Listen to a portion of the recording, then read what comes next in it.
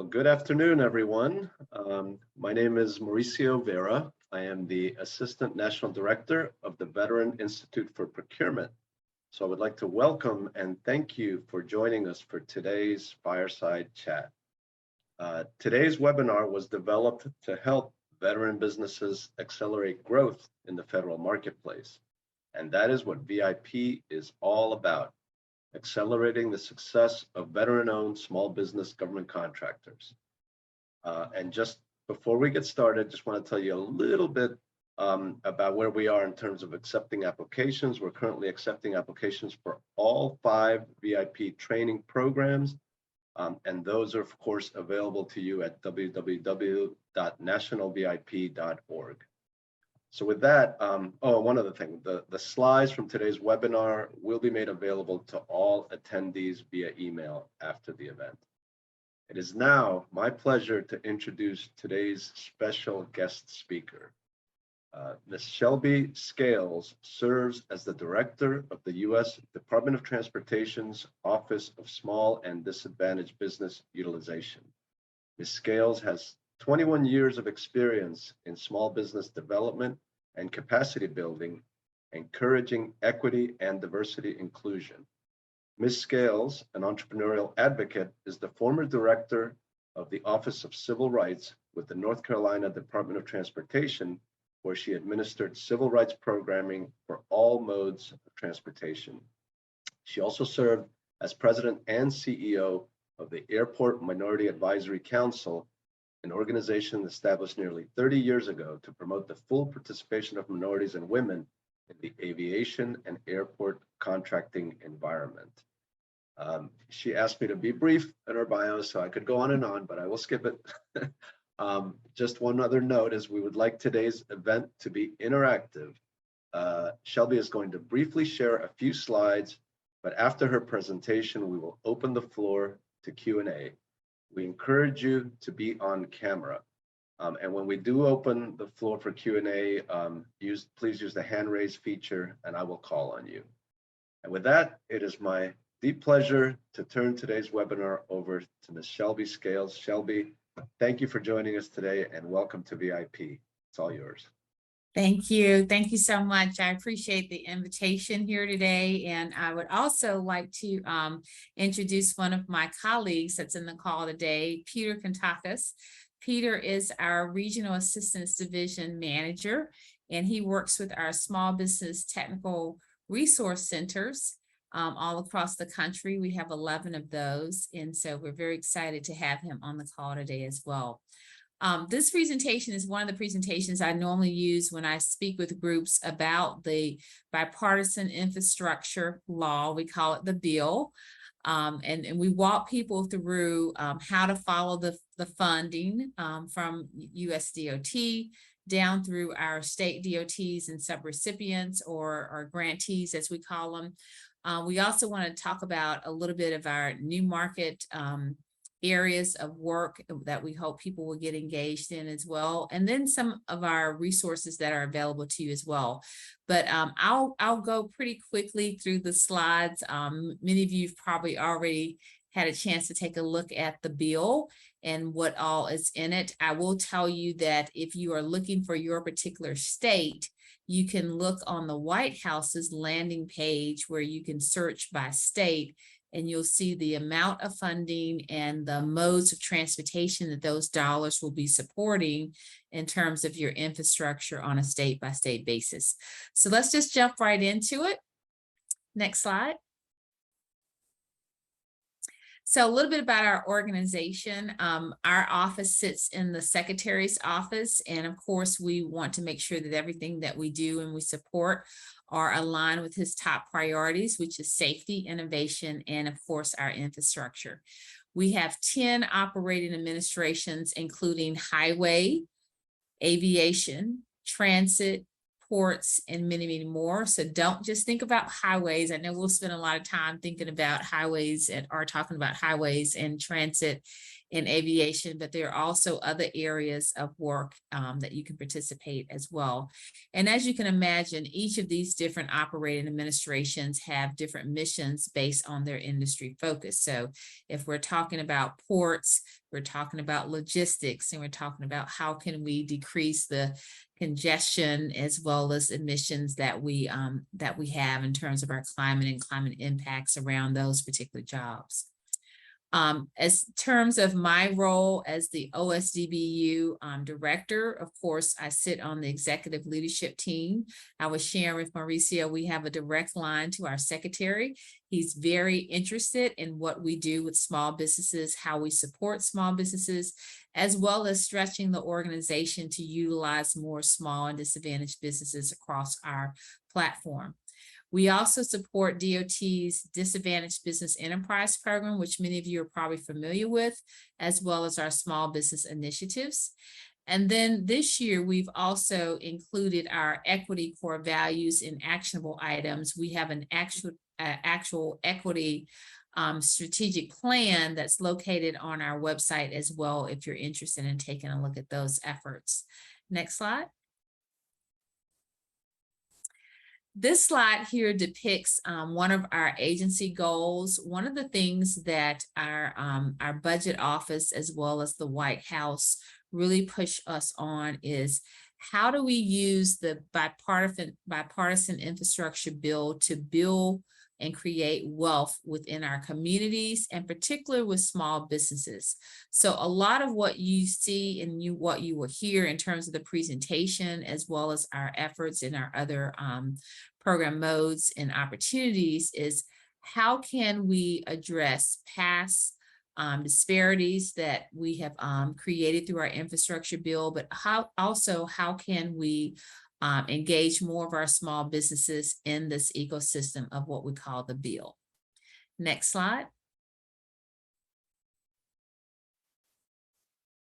So let's jump into our investments and where the money is flowing to so that you can market your company to the appropriate OA, operating administration. I try not to use acronyms. We use a lot of acronyms around USDOT.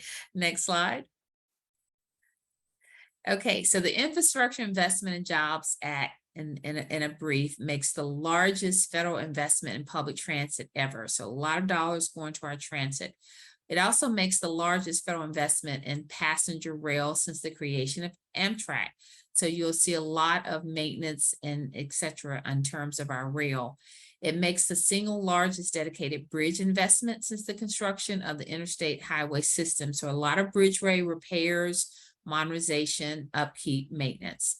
Makes the largest investment in clean drinking water and wastewater infrastructure in American history, also delivering clean water to millions of families. It ensures that Americans have the access to reliable high-speed internet, and also helps us to tackle the climate crisis by making the largest investment in clean energy transmission and EV infrastructure in history. Electrifying thousands of school and transit buses across the country, and also creating a grid deployment authority to build a resilient 21st century electric grid.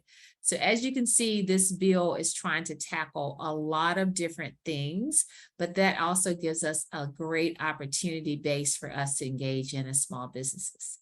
Next slide. So the money, as you can imagine, is being depicted primarily in our roads, our bridges, and our major projects. Again, about 90 million in transit, electric vehicles and buses, about 15 million, environmental remediation and power infrastructure, 86 million, transportation safety. So a lot of deployment in terms of how do we modernize our systems, our traffic signals, our safety planning as well. Passenger and freight rail, 66 billion, airports, ports, and waterways, 42 billion, and other areas of investments, 121. Next slide. So how do we take the dollars that are appropriated from USDOT and direct them downward to the marketplace? So when we do direct contracts, or what we call direct procurement, those awards are made by the operating administrations. We also have the Federal Acquisition Regulation and FAA Acquisition Management System now folded under the USDOT system. And those projects and or awards are through small business goals. We have those set for each of those solicitations where appropriate. On the grant side of the house, which is where most of our dollars will be flowing to, out to state DOTs, transit authorities, airports, state and local acquisition regulations also kick in. And with these federally assisted contracts, we apply the Disadvantaged Business Enterprise Program, or the DBE, or Airport Concessions Program. So really 2 streams of dollars, either direct procurement or grant awards, either through our operating administrations or our subrecipients, such as our state DOTs. Next slide. So let's dig in a little bit with roads, bridges, and major projects. What I would say here is we've got about 173,000 total miles that we want to make sure that we modernize as well as address the poor conditions. Again, a lot of bridge work, particularly in our rural areas. And then we're spending about $40 billion of new funding for bridge repair, replacement, and rehabilitation as well. Next slide. Transportation safety, again, about $11 billion. This also includes a new program to provide grants to communities-owned utilities to replace leaky and obsolete cast iron and bare steel natural gas pipelines, some of which are over 100 years old. Also, areas under the safety plan would be greenways, bike lanes, traffic pattern improvements, as well as safety programs at our entities as well. Next slide. Public transit, again, about $90 billion here, and that's really not adequate for all the things that we're trying to do in terms of our repair backlogs, replacing 24,000 buses, 5,000 car rails, 200 stations will see dollars to modernize those stations, as well as thousands of miles of tracks, signals, and power systems in need of replacement. One of the biggest areas in public transit, though, that we're really focusing on is going to be roughly about $40 billion to improve accessibility for elderly and people with disabilities, so that they can continue to use our transit systems and we can continue to move those folks from place to place. We also are spending about 5% of those dollars dedicated to training the transit workforce so that that workforce can continue to maintain and operate our vehicles. So a lot will go into not just the infrastructure, but also the people to make sure that we have people properly trained and working on our systems. Next slide. So passenger and freight rail, about $66 billion. Unlike highways and transit, the rail lacks a multi-year funding stream to address its maintenance and enhancements. The legislation positions Amtrak and rail to play a central role in our transportation and economic future. So we want to also put some money into those areas as well. For any of you who've written some of our trains lately know that we have a serious maintenance backlog. So about $66 billion will go towards modernizing our corridors and also making just a world-class system out of our rail system, particularly in the Northeast and Mid-Atlantic areas as well. So if you're into the rails and that area of work, there's a lot of dollars there for you to participate in as well. Next slide. So electric vehicles and buses, about $15 billion. Of course, we'll be building out our EV infrastructure, and this is on a state-by-state basis. States did have a deadline of August the 1st to submit their state EV charging station infrastructure plan to USDOT. We are reviewing those plans and hope to make awards by September the 30th, I think, on those. And then also part of those plans would include electric buses and how we can invest in batteries and create jobs in other areas, such as domestic manufacturing as well. So a lot of dollars there to make sure that we are addressing our electric vehicles and buses. Next slide. So airports, ports, and waterways, going to be spending about 42 billion there. And again, when I'm announcing these dollars, you guys, these are over a period of 5 years. So they all won't go out the door in the first year. It will be more or less a trickle effect as our grant submissions come in. But our ports and waterways, of course, as you know, need repairs and reimagination so that we can unclog our logistics challenges that we're having. So we're investing about 17 billion in the ports infrastructure and about 25 billion in our airports to address repair and maintenance backlogs as well. And I'm sure everyone on this call is very excited about both of those two particular areas getting much needed resources. So next slide. So environmental remediation and power infrastructure, about 86 billion here. One of the major areas, particularly with our environmental remediation, we know that about 26% of Black Americans and about 29% of Hispanic Americans live within a 3-mile range of a Superfund site. And so those Americans tend to have more health issues such as cancers. So we want to make sure that we are addressing the cleanup and remediation of those sites as quickly and as cleanly as we possibly can. So a lot of those dollars will be going into those types of environmental projects and cleanup areas as well. In addition to that, our power infrastructure, about 65 billion going there to make sure that we have studies done and opportunities there to increase our grid. So next slide. Other areas of investment, reconnecting communities. This program basically is to look at past infrastructure bills that harmed or impacted communities, to try to rededicate funding to remediate those impacts on underserved or underrepresented communities as well. And then, of course, our clean drinking water is at about 15 billion as well. Next slide. High-speed rail broadband internet is necessary for Americans to do their jobs. So about 65 million there. So we'll be doing a lot of those implementations and deployment as well to go along with the high-speed internet. And next slide.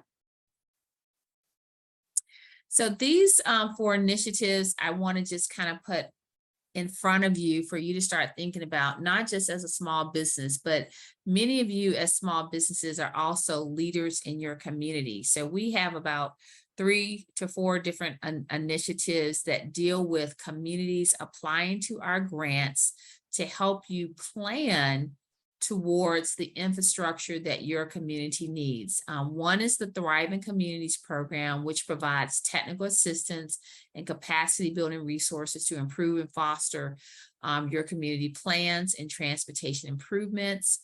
The other one is the Reconnecting Communities Pilot Program that I spoke about.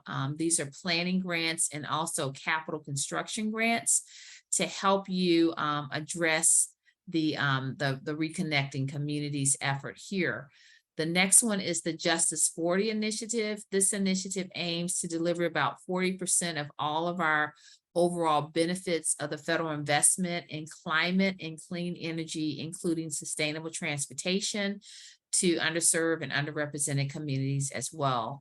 And then the last area is the DOT Navigator. The DOT Navigator is really a one-stop landing page that says, okay, I'm interested in a grant. I'm interested in helping my community to plan towards our infrastructure. I might be on a MPO or RPO planning board, and I want to get involved in what happens in my community and my state. That's where you go to find more information about the grants, the grant submissions, and how you can get engaged as well. And I encourage you as a small business, please take advantage of not just the procurement opportunities, but also the grant opportunities to help your community plan for the infrastructure. So next slide. So real quickly, I'm going to run through these. These are the highway slides. Next slide. Couple efforts that we're working on, of course, is workforce and equity. Everybody needs workers. Everybody needs to train the workers and get them on the job as quickly as possible. Of course, we're supporting our DBE, our Disadvantaged Business Enterprise Program, Reconnecting Communities Pilot Program, the Surface Transportation Grants, Davis-Bacon and Buy America provisions, and other workforce provisions as well. The next couple slides will show you very details, but I won't go through every point of those. So next slide. So Davis-Bacon and also Buy America provisions, in a nutshell, we really want to make sure that we are paying our folks a fair and equitable wage, particularly for our highway program. We want to Buy America. If we can't Buy America, we are going to be very stringent on waivers for Buy America. So if you're in the manufacturing realm or you are in the supply chain realm, you want to make sure that you're paying particular attention to the Davis-Bacon as well as the Buy America requirements. Next slide. Local hiring is also really big for our construction jobs. We want to make sure that we also have workforce diversity program plans, reports, as well as trainings. In our surface transportation workforce development program, we have a variety of trainings there. If you are a small business and you are in need of workforce development, please make sure that you're tapping into your state DOT's workforce or transportation workforce development initiative as a small business yourself. And then of course, we have many trainings and opportunities there as well. Next slide. So the new Connecting Communities Pilot Program, again, these grants are available for states, for NPOs, for local governments, tribal governments, as well as nonprofit organizations. And they also include some capital construction grants as well. Next slide. The rural surface transportation grants, of course, we're going to be really trying to not only help our metropolitan areas, but to also outreach to our rural roadways, bridges, etc. These grants are set aside for specific rural surface opportunities and projects as well. And these are all the details here. Next slide. Next slide. And next slide. So FAA. So FAA, as I talked about a little earlier, on a national level, they're going to be getting about $5 billion to modernize their air traffic facilities, roughly about $1 billion a year. This would be our direct procurement. You would find those solicitations on sam.gov. We also want to work with you for any of you who are interested in those projects to make sure that you please send us your capability statements. Our FAA team members are always reaching out to us saying, hey, where are the hub zones? Where are the veterans? Where are the small businesses to participate in our small business acquisition? So please make sure you're pinging my team here. On the local level, airport infrastructure grants will also roll out. About $3 billion per year. We'll do a lot of work on our airport terminals. You can also go to FAA.gov and look for airport grants, and you can click on either your state or your airport if you know which airports you're looking for within your states, and you'll see as we award those grants out to the airports how much dollars they'll be receiving and what scopes of work, what major scopes of work are in each of those as well. So that's a good little tip for you to kind of figure out what's going on in your community in the aviation space. Next click. Again, here's a couple links for you in terms of our direct procurement for our airport infrastructure as well as our airport terminals. If you click on those links, it will tell you exactly where to go in terms of which grants have been awarded and what scopes of work will be focused on for that particular airport. Next slide. Yes, it is a lot of construction. I see your note in the chat box too, but there's also a lot of project management, planning, and engineering architect work as well. FTA will be awarding about $100 million in contracts for 22. They are primarily consultant services, direct contracts, GSA schedule, where you can find out about the contracts as well. Administrative management, general management, the NIAX codes is 51, 16, 11. But lots and lots of opportunities here, folks. And if you need a little help weaving through our system or getting on a team that's already on a contract, please make sure that you're outreaching to our office. And Peter, if you'll put our email in the chat as well, for folks to upload their capability statements, as well as reach out to our procurement assistance division. We'll be more than happy to help them there as well. Next slide. So in the bill authorization for FTA, about 108 billion for public transportation. We kind of went through that already. But again, you'll have anywhere from purchase of our fleet in terms of manufacturers and dealerships providing rail cars, buses, vans, non-revenue vehicles such as motor pools as well. Of course, some construction in terms of our rail lines, transit stations, maintenance, administrative facilities. Again, design and engineering, construction, and materials will be a big area as well. And then to operate public transportation services. So there are some contracts that deal with transit operations, mechanics, as well as lease and public transit vehicles. So lots of opportunities here. Next slide. Next slide. So one of the things that we want to also bring to your attention is new markets. Of course, unmanned automated vehicles are not necessarily new in 2022, but we still have a lot of services across many of our modes where we're using UAVs. So here's an area that, you know, we can do deliveries and fulfillments, and we're expanding that into rural America, law enforcement, mapping, image analysis, asset management of roads and roadways, as well as rail. Also disaster mitigation and relief. Storm chasers also use UAVs. So we want to make sure that we're also reminding people of here's where we're going in terms of our technology and innovation. And we want you to think about those as opportunities for your business as well as partnerships. So next slide. Another area is information technology, data capturing and management, whether it's traffic patterns or parking availability or transit schedules, roadway conditions, just to name a few. But data capturing and management is a big area for us at transportation. And so we're always looking for good partners to come in and help us to not only develop those software platforms, but also how to read the analysis and trends to help us better plan for our infrastructure as well.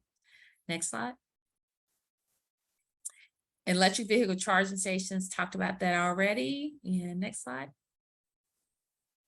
Other professional services, of course, planners, whether it's airport people movers or traffic safety engineers, roadway exchange engineers, economic developers, whether it is management firms working with airports on their concessions or janitorial services, toll roads, concession developers, supply chain management is really huge in our logistics area. And then workforce developers. I cannot overemphasize that we need trainers, educators, life skills coaches, labor managers, community service facilitators for many of our programs to help us engage more of our labor force in the transportation related careers. Next slide. One government approach. So we have teamed up with many of our federal partners to help us implement BILL by way of resources. SBA is one of our major partners, helping us through their small business centers as well as their women's business centers. Our Economic Development Administration, Department of Treasury, GSA, our Department of Commerce, as well as our MBDA, or Minority Business Development Agency. Each of these federal agencies bring resources to you, either access to capital, bond surety guarantees, or just other types of technical assistance. And I would encourage you to tap into many of them as you are needing or deem appropriate for your technical assistance. So next slide.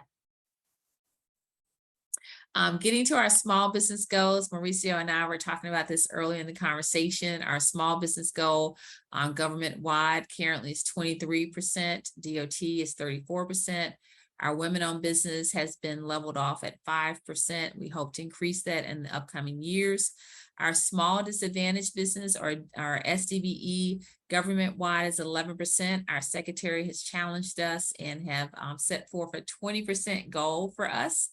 And service disabled, veteran-owned small businesses is at 3% government-wide. We're at 3% at USDOT. This is an area that we need your support in. We need your help with at meeting and exceeding this goal, as well as our hub zone goal of 3% as well. Those are two areas that I would say to Mauricio and team that we are oftentimes challenged on, but definitely looking to expand our relationship and make sure that we are exceeding our goals there. Next slide. So here's our procurement forecast landing page. Again, these slides are made available to you, so you don't have to take down the link there. But when you want to search the types of work that we are publishing, the types of procurement categories, you can go here and query several different ways to search and see what's active out on our database. And we do try to keep that as updated as possible. And we also have an internal push to make sure that we're getting our procurement information out the door as quickly as possible. Next slide. So resources available to you. One of the things that we're very proud of with our OSDB office is our Connections Marketplace. On a monthly basis, we have Meet the Mentors, where you can come in and meet with our team members and work with them on how best to weave USDOT's procurement process. We also do team talks with our prime contractors, focus on small businesses and reaching our goals. And they are very industry focused, but that's your opportunity to come in and talk to the larger firms to get on their teams, or just to get, relationships going there. We do a buyer side chat on a monthly basis with our operating administration procurement officers to make sure that you understand what they are procuring, how they would like to interact with you, as well as to answer any questions that might come up in the process, as well as one-on-one matching, of course, with our business and our decision makers as well. So check us out on Connections Marketplace. We do it on a monthly basis. We focus on different operating administrations, and I think you will find value to meeting up in that online portal space with those folks. Next slide. So we also have out in the field small business transportation resource centers, or SBTRCs. They provide technical resources in a regional basis. They produce a number of bond education programs, but they also are there to help coach and counsel you, similar to SCORE or PTAC, on transportation related projects. Next slide.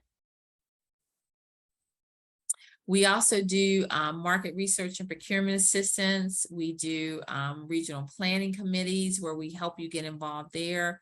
And then we connect you with your prime contractors to subcontractors.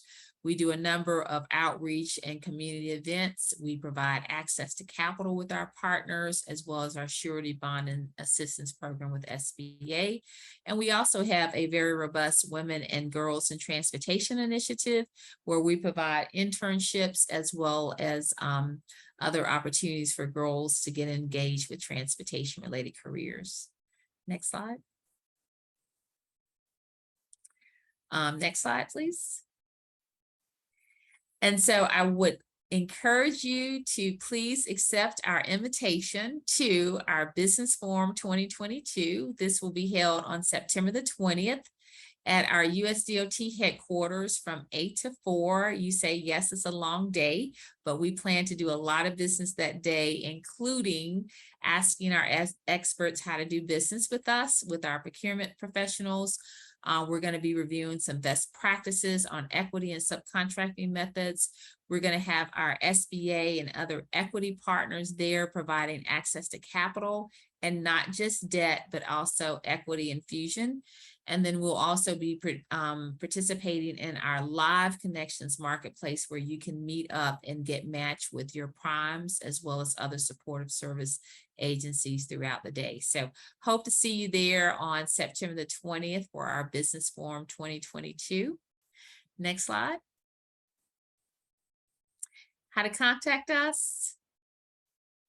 Here's my team, small but mighty, and we have an extension of those through our SBTRC centers and of course our collaborations with our federal partners.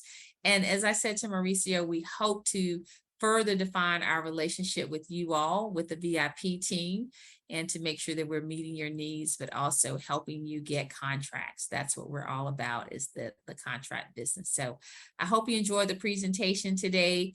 And I will open the floor, Aaron and Mauricio, to any questions that you might have at this time.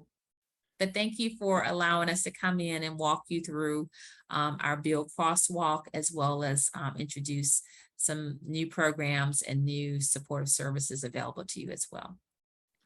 So Well, take it away, Mr. Mauricio. Yes, well, Shelby, thank you so much for wonderful presentation. Lots of really great information. It sounds like it's a really exciting time to be at Department of Transportation.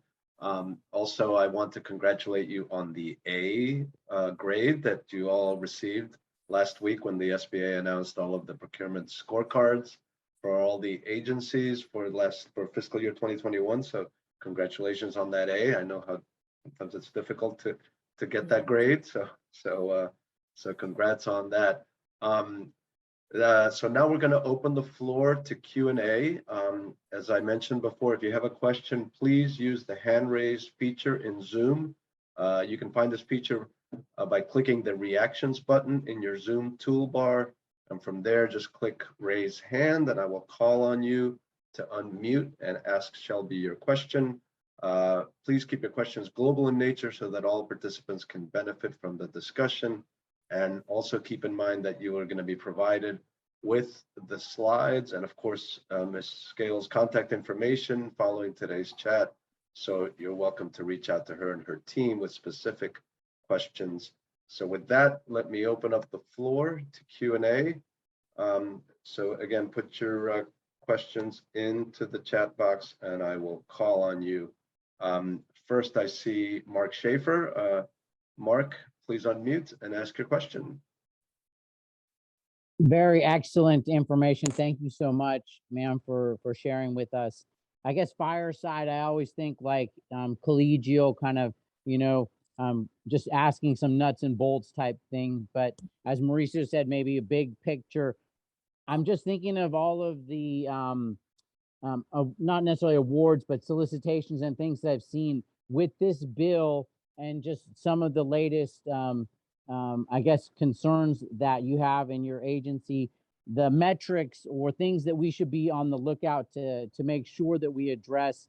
Of course, each opportunity is going to have some specific things, but just like big nature, things that you guys are looking for metrics wise that we can make sure that we address or be prepared for. Yeah, again, we always put out public facing our small business scorecard. So we evaluate ourselves on how well the ecosystem is eating off of the projects in terms of our opportunities. So be on the lookout for that. A lot of people say, okay, well, that's just a scorecard and you got your A rating. We only get that when we are successfully engaging with businesses such as yourself, right? So whether that is a research firm or whether that is a construction or professional services, this bill project or package is a better term, is so large, team, that we need everybody on this call. All of the operating administrations that I talk to, all of the states that I go out and meet with, all of the subrecipients that I meet with, everybody's just really struggling for subject matter expertise, but they're also struggling for folks to just do the work. So again, it doesn't really matter what mode you're talking about or what lane you're in terms of industry. I would say pay attention to your geographical area in terms of the types of projects, solicitations, and opportunities that are coming down the pipeway. Pay attention to what that state or that locale is trying to build in terms of infrastructure, whether it is to modernize electric vehicles or whether it is to clean up, piping systems within the city, or just to educate people about certain safety protocols, right? Because 5 years ago, we weren't really thinking about safety protocols in airports in terms of active shooters or, our public transit systems and things of that nature. We have a huge component of modernizing our system for elderly and disabled people to make sure that we can move them from place to place in a fair and equitable way. So there's so many things that I'm trying to just, kind of stimulate your thinking on keeping your eye on the prize. But as an organization as well, it's very helpful to my team to know what your portfolio looks like, right? So if you are a organization of engineers or architects or planners or researchers, that would be good for us to know, because as we are hearing the opportunities, but also the challenges, we can come back to VIP and say, hey, we know some folks over there that are interested in engaging in these types of opportunities. So keep those things at the forefront of our mind as well. Great. Thank you very much. Great. Thank you for that question, Mark. Next, we have Anthony. Welcome. Please unmute. Good afternoon, Shelby. Hope all is well. Peter, what's up, brother? Haven't seen you in a while. So, Mauricio, how you doing, sir? So, Anthony, Peter's chilling over here. You gotta light a fire under him. Yeah. So, well, trust me, we already convinced back and forth through this presentation. I'm like, dude, you gotta give me a call because there's lots to talk about. So, absolutely. Yeah. So, I'm actually talking to you wearing two hats. So as a business owner of an SDVOSB company, but also as a Massachusetts State Director for the Veterans Chamber of Commerce. My subject, or one of the things I want to talk about, is the supplier diversity goals, right? Regardless of which designation is. And we all understand a designation, regardless of the designation, is not a handout. So that doesn't mean you're going to get it just because you're a woman or minority and all that. Right. So that I totally understand. So the supplier diversity goals, being the fact that the DOT is the umbrella agency that oversees all these state agencies, who benefits as far as percentage-wise of reaching their SDO or supplier diversity goals? Is it the state agency and the DOT, or would it also fall under, let's say, a large corporate company like Delta or United Airlines? Because obviously they fall under the FAA in some form or fashion, directly or indirectly. They themselves, as corporations, have SDO goal, supplier diversity goals and stuff. So, long story short, what I'm trying to say is that if you have a woman-owned business and that woman-owned business kind of caters to the corporate entity, the state entity, and the federal entity, do all of them make their supplier diversity goals, or part of it, I should say? Yeah, it can be part. So let's say you're talking about an airline. Mm-hmm. And an airline would probably more than likely use the terminology of supplier diversity versus the federal government. If it's a federally assisted contract or project, we're going to use the terminology DBE, ACDBE, small business, et cetera, right? So we all benefit from it. But at the end of the day, Anthony, I think what we're trying to accomplish is to ensure that where we have vendors, suppliers, manufacturers, partners who can provide us competitive pricing, who can play in the space, have the opportunity to do that, right? And so, as you know, being a regional director or having been in this field before, sometimes the industry needs a little help there. And so the federal government oftentimes will say, we need to set goals on particular procurements or particular solicitations to help stimulate that.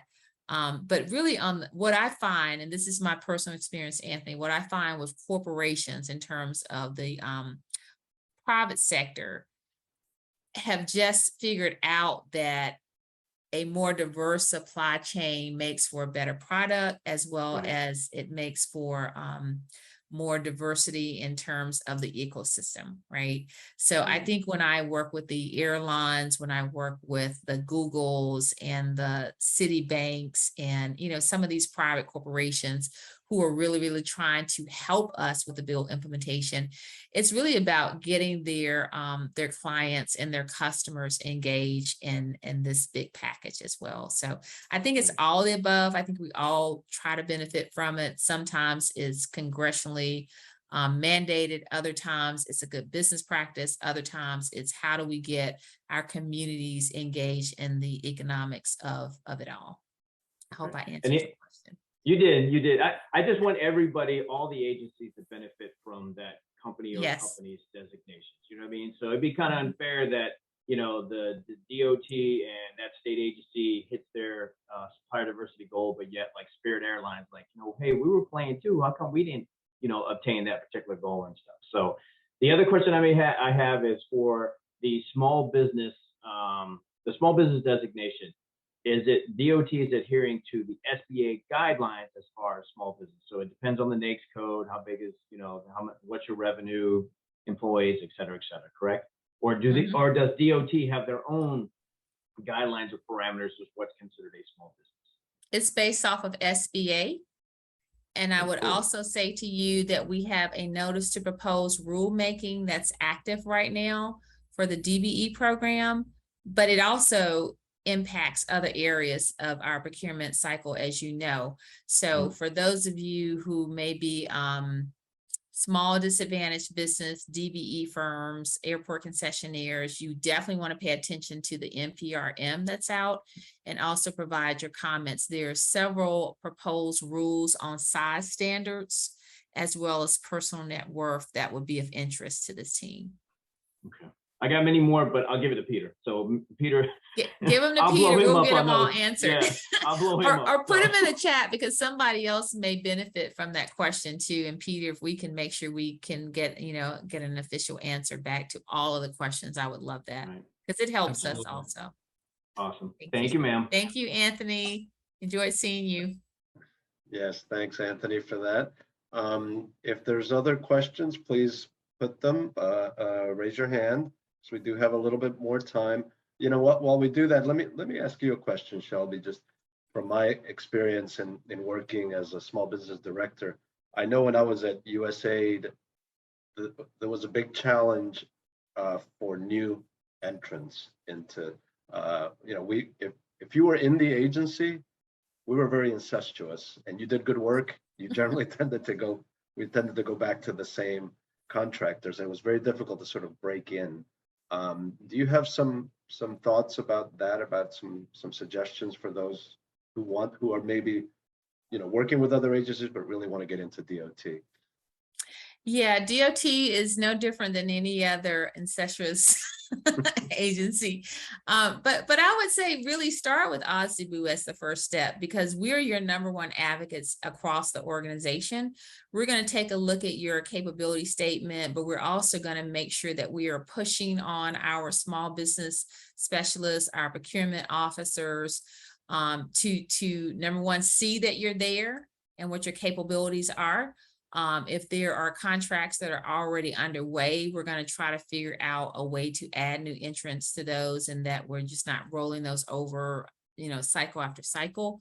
As I mentioned earlier, we're going to have this business forum. That's where our secretary is pulling in with our help, all of our major primes to make sure that everybody's getting the same message, going back to Anthony's point of we're all in this together and we all need to be picking up new entrants as well as expanding folks who are already in the system and their capability as well. So it's a balancing act, kind of complex, as you are very, very familiar with, Mauricio, but we try our best to make sure that we articulate to our procurement team and our senior procurement officers how serious we are about getting small and disadvantaged businesses inside of our organization in a meaningful and profitable way, not just but also in a profitable way. That's equally as important. If I can add too, guys, I would also really recommend that you all check out the Connections Marketplace, the CMP that Director Scales mentioned earlier. So typically we have the operating administration, what we refer to as OAs, on those calls. So whether it's the small business specialist from Federal Highway, from the Maritime Administration, I think if you join those sessions, then you have a pathway there, an opening to say, hey, I listened to the Connections Marketplace session, would like to follow up with you all. I think that's a great way to at least get started in terms of trying to make that connection with someone in the department, especially if you're new. Great. Thank you for that, Peter. I think, yeah, it sounds like a great resource, this Connections Marketplace. It's a great idea. Wish I would have thought of that when I was government, but anyway, I see there is a question in the chat from Angela about who is the SDVOSB person on your team. Well, I see that the position is vacant. Yes, you had Randy, right? Yes. You had Randy, yes, who was great. Yeah, by the way. we miss Randy so much, but all of our team members from the PAT team are filling in there. We are going to be posting that position fairly soon. So if you know of any great candidates, I mean, they have to be stellar. Please send them our way because we're very passionate about this area. But we sorely miss Randy and all the efforts that he gave us with getting our veterans involved. Yes, absolutely. And if I could add, well, I did a presentation on VIP at the Small Business Directors Monthly Interagency Council meeting, and Randy actually reached out to me and said, "Hey, look, we should work closer with Department of Transportation," and that's how all of this came about. So kudos to Randy. I work very closely with him in opening the door in terms of partnering with VIP. So that's excellent. Anthony, I see you have your hand raised. Please unmute. Since nobody's going to ask you questions, I might as well take the time, right? I mean, go for it. As you can tell, I'm a chatty Cathy, so there's, I got plenty of questions. So, so for all the things that's going on with all the different agencies at a federal level and at a state level and stuff, from your experience, what's currently right now, what's low-hanging fruit? What's something that we should be kind of start focusing on instead of the 45,000 foot view and trying to see what to pursue? What's right now the attainable low-hanging fruit that we should be focused on right now? So go to our procurement page. Lots of solicitations out there right now. If you have not sent us your capability statement, please do that because we want to make sure that we are connecting you with the procurement folks. I also mentioned, and I think oftentimes when I do this slide, it just goes over people's heads. If you are part of the planning process, so the slide that I talked about, connecting communities, thriving communities, DOT Navigator, that's an opportunity for you as a business owner to get with your local folks and really help them apply for grants, right? Because they may not be thinking about some of the things that you are aware of based on your subject matter expertise, or they may not be able to quite connect the dots in an impactful way to be successful at winning those grants. But all those grants under that section, Thriving Communities, Connected Communities, DOT Navigator, Justice 40, listen, you guys, these are great opportunities for you to just plan the infrastructure or plan what needs to happen. Believe it or not, we don't have all the plans. We don't have all the grant submissions. We don't have rural America with the subject matter expertise needed to build some of the infrastructure that they need. So I would say low-hanging fruit outside of just the current solicitations are these programs, because they're planning grants and many of you can get in there and help your local entities really create some dynamic infrastructure projects. So is that local at a town level, county level, one half of the state, or is it, or all the above? It can all the above. It can be okay. It can be a nonprofit who sees a need in a community It can be a small town, rural town, or community. It can be your MPO, RPO. It can be your state DOT. It's all the above. Now, your state DOTs, Anthony, as you know, are quite capable of submitting grants, but downward from there, really, it gets kind of tricky. And so, that's why we created these grants, because oftentimes the little guys need the technical assistance and they need more subject matter expertise that are not coming from their state DOT. So as a business owner, again, you guys are often leaders. You have participated in many projects and opportunities, and you can sit at the table and help them to decide what do we focus on for our community? Where do we need to build infrastructure? Where do we need to put, some thought and effort into that? Awesome. And Thank you very much. if I could also add to that, I would recommend a couple things. So really reaching out to the state DBE liaison officers, because they are really focused on supporting small business efforts at the state level. And also kind of overarching everything that Director Scales just mentioned with regards to the state and the local level, the municipal level, nonprofits. If you reach out to our SPTRCs, or Small Business Transportation Resource Centers, for your respective regions, they're going to be able to connect you with a lot of these folks. And so they're going to be able to either A, make you aware of the opportunities that are either out there or that may be coming, or B, connect you to those folks so that you can inform those various organizations of the type of capabilities that you all have, so you can kind of get ahead of the game. So for instance, like Anthony, being based in Massachusetts, your SPTRC would be the Northeast region. They cover all of New England and New York. So that's Elizabeth Rodriguez. So right on our website, all that information is available. And these small business transportation resource centers, they focus on trying to help you all obtain transportation related contracts. So while SBA and MBDA, they have wonderful programs for capacity building, and there are going to be opportunities to leverage those organizations and their services. If you're really trying to seek out transportation contracts, you want to reach out to those SBTRCs. They're basically our version of SBDCs or WBCs, the Small Business Development Centers, Women Business Centers, or the VBOCs, which is more relevant for this discussion, the Veterans Business Outreach Centers. They're very transportation focused. So I think that's a big takeaway from today's discussion that, I would consider low-hanging fruit. Just reach out to them, become a client, free services, and that will hopefully open up a lot of doors for you all as well. Thanks, Peter. Yeah, let me also add, I saw in the chat next steps. So each of our operating administrations will be rolling out notice of funding opportunities. So please, sign up for those subscriptions as well on our website so that you can get those automatically.